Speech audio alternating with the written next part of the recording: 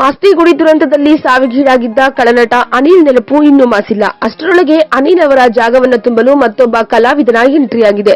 ಹೌದು, ನೋಟದಲ್ಲಿ ಹಾಗೂ ದೈಹಿಕವಾಗಿ ಮಾಸ್ತಿಗುಡಿ ಕಳನಟ ಅನಿಲ್ ಅವರನ್ನೇ ಹೋಲುವ ಇವರು ಜೂನಿಯರ್ ಅನಿಲ್ ಎಂದೇ ಖ್ಯಾತಿ ಪಡೆದುಕೊಳ್ಳುತ್ತಿದ್ದಾರೆ. ಅಷ್ಟಕ್ಕೂ ಈ ಜೂನಿಯರ್ ಅನಿಲ್ ಯಾರು? ಮಾಸ್ತಿಗುಡಿ ಅನಿಲ್ಗೂ ಹಾಗೂ ಈ ನಟನಿಗೂ ಏನ್ ಸಂಬಂಧ? ಸದ್ಯ ಯಾವ ಚಿತ್ರದಲ್ಲಿ ನಟಿಸುತ್ತಿದ್ದಾರೆ ಎಂಬುದರ ಬಗ್ಗೆ ಮಾಹಿತಿ ಹೇಳ್ತೀವಿ, ಕೇಳಿ.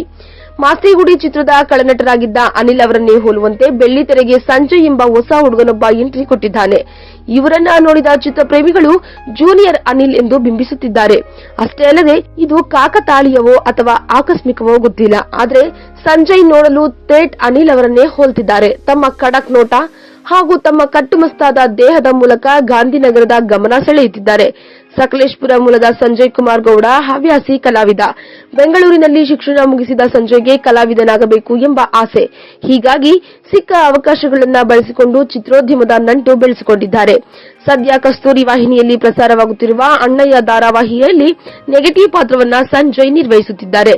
ಧಾರಾವಾಹಿಯ ಜೊತೆಯಲ್ಲಿ ಪ್ರೊಡಕ್ಷನ್ ನಂಬರ್ 1 ಎಂಬ ಹೊಸ ಚಿತ್ರದಲ್ಲಿ ನಟಿಸುತ್ತಿದ್ದಾರೆ.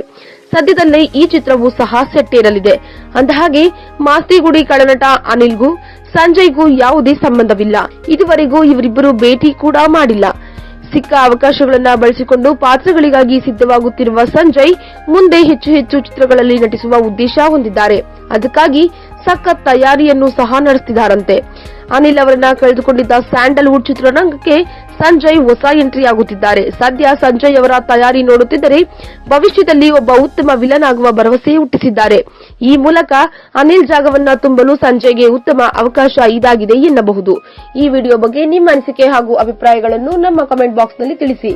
ಈ ವಿಡಿಯೋನ ಲೈಕ್ ಮಾಡಿ, ಶೇರ್ ಮಾಡಿ ಹಾಗೂ ಮತ್ತಷ್ಟು ಸ್ಯಾಂಡಲ್ವುಡ್ ಅಪ್ಡೇಟ್ಸ್ಗಾಗಿ ನಮ್ಮ ಯೂಟ್ಯೂಬ್ ಚಾನೆಲ್ ಅನ್ನು ಸಬ್ಸ್ಕ್ರೈಬ್ ಮಾಡಿ.